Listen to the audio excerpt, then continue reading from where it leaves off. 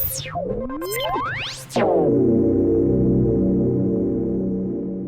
then, hello, good morning, good evening, good afternoon, whatever it is, wherever you are.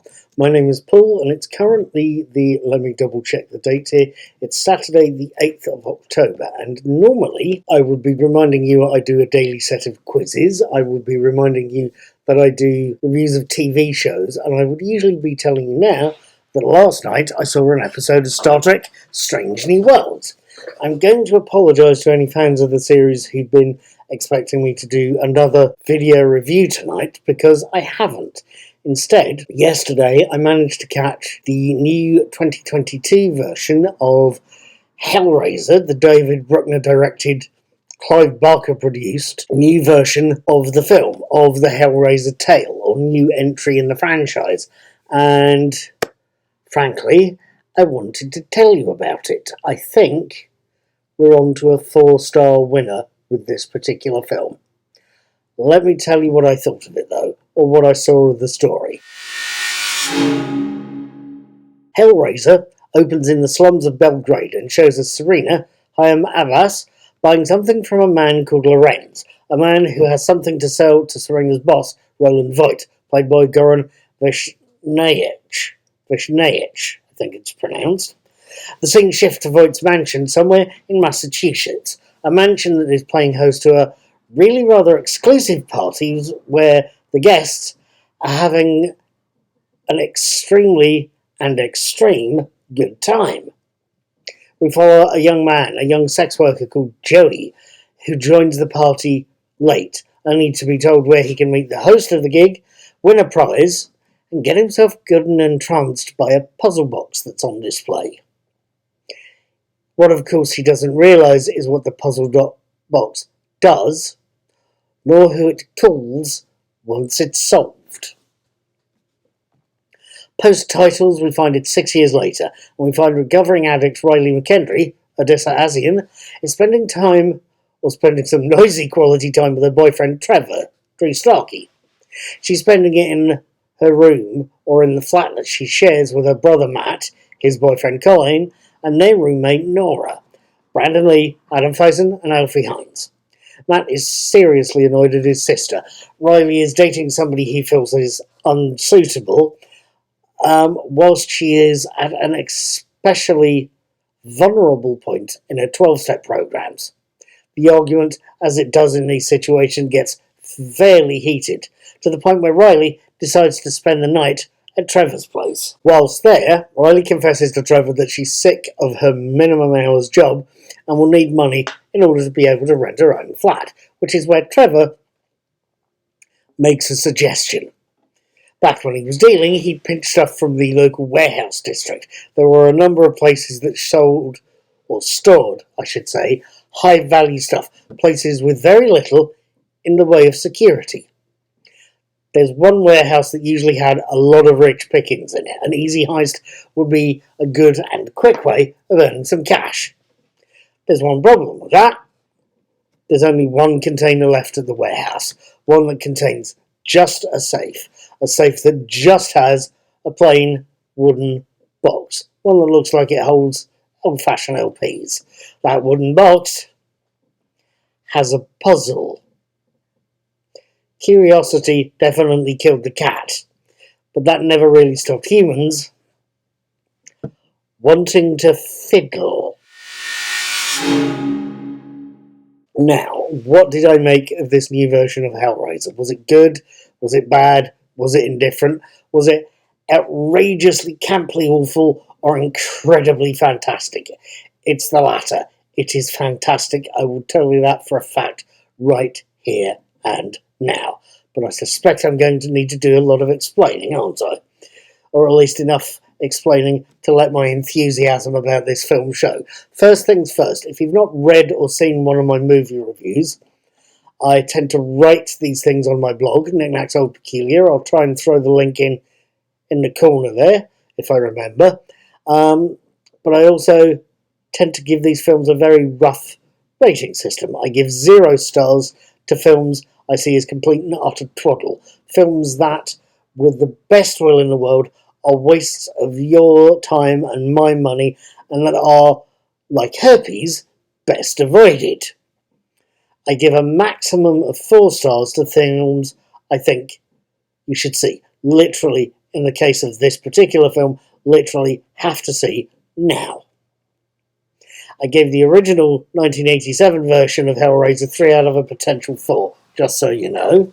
Although I was, it has to be said, tempted to give it 2. It's good, it's got some original aspects, but some of the effects were a little on the ropey side, including the dragon, and it's not necessarily aged especially well. Keep that in mind while I'm telling you about this new version. The story itself in the 2022 version of Hellraiser has little in common with the original film or the short story, The Hellbound Heart, that it was based on. The original film told us about Kirsty and her fight against her uncle Frank. He was a man desperately trying to escape the Faustian deal with the Cenobites and desperately trying to get him out of something that he'd sold himself into himself. This Hellraiser tells us about Riley, a young woman who's facing several serious real demons, usually all covered in pins and jeweled knobbly bits, as well as her own internal demons. She's all demon fighting, and she's doing a job she doesn't want to do, but she's doing it in a desperate attempt to rescue a loved one from a punishment he does not deserve.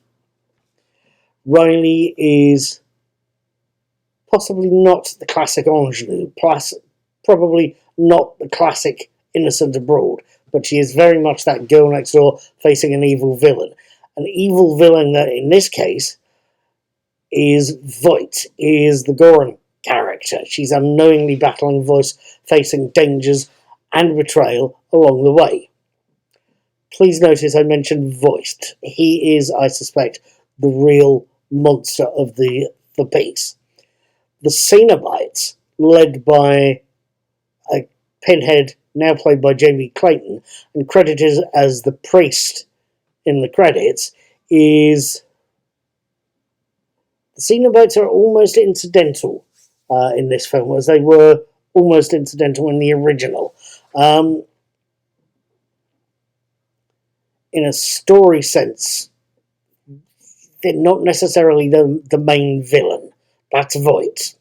And in a story sense, this version is a retelling of the story of Demeter and Persephone, or of Odysseus's descent into Hades. It's that versus the original's Faustian tale of a woman making a deal with a demonic being, either to bring it back to life or return it to hell, depending on which woman, Julia or Kirsty, you're focusing on.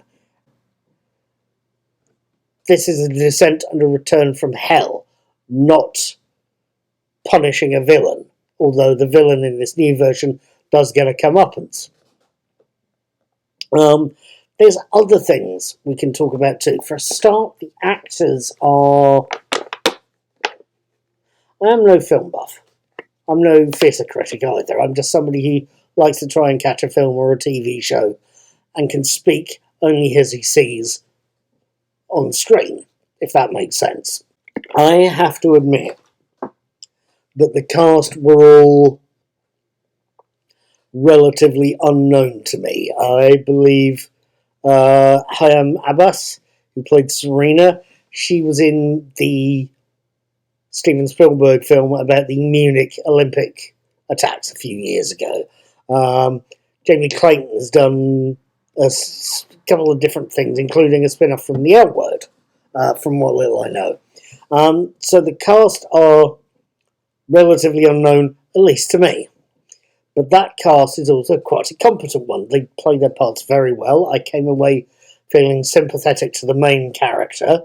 I came away feeling very ambiguous about the villain. I don't know quite how to put out, but it was a nasty piece of work there, that villain, Voight. And it's got to be said, Jamie Clayton is the incredibly iconic Pinhead, or priest, we should say. Barker himself renames the being in his 2015 The Scarlet Gospel. It's now the priest, or the Hell Priest, the character's called. But at any rate, Clayton's performance, her physical movements, the lines she said, the treatment her voice got vocally, there's quite a lot of layering there. I think they've treated it a few times and then layered it on top of each other. It's both serene, it's passionate, and it's very hypnotically watchable. And it's also a performance where that character, the Pinhead, this new version, is part of a team of Cenobites. Something this version of the story shares with the original, but not necessarily the stories in between then and now, is the simple fact that the priest is what the Romans would have called, and my Latin is atrocious, so I'm going to get this wrong and I know that, but it's what the Romans would have called primus inter pares, I believe the word is, Pares. It translates as first among equals. That's what the character is. They are the first amongst equals. They're one fingers amongst five.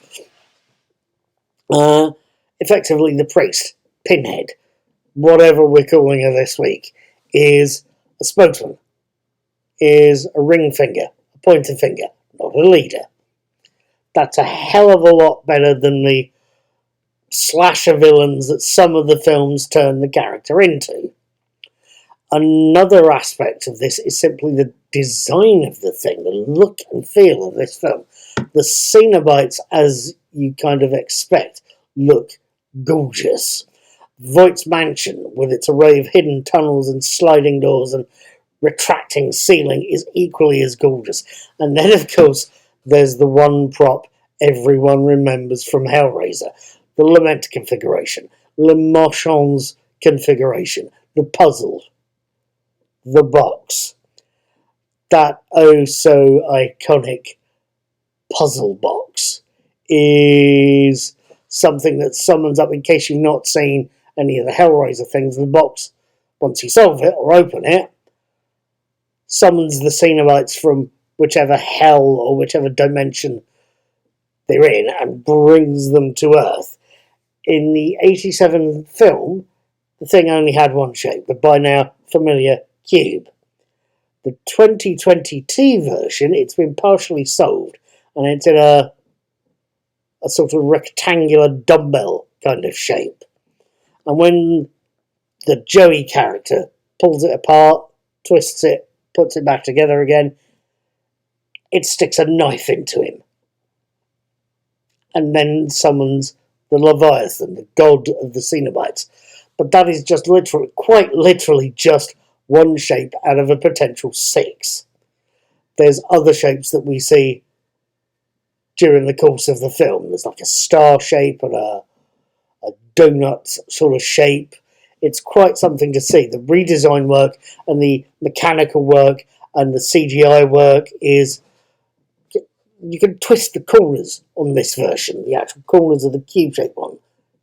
You can twist the corners of it. It is something to watch. It really is. All of that and the built-in knife designed to stab the holder and draw the blood needed to finally summon the Cenobites, it makes this a very different beast from its predecessor. Very different and absolutely as hypnotic as the thing ever was. It really is. So, what can I tell you about this film? Can I tell you what I think of this film? Can I tell you what I thought of this 2022 reboot of Hellraiser? Because I'm going to, whether you want me to or not. This is, excuse the pun, one hell of a good film. It's one that's full of fear, of terror, of sympathetic main characters, doomed supporting ones, hypnotic monsters, and a genuine villain in the shape of Roland Voight that gets one hell of a comeuppance. Frankly, Hellraiser is a superb piece. It's one I am glad to have seen, it's one you would be mad to miss, and one I am going to tell you and go and see.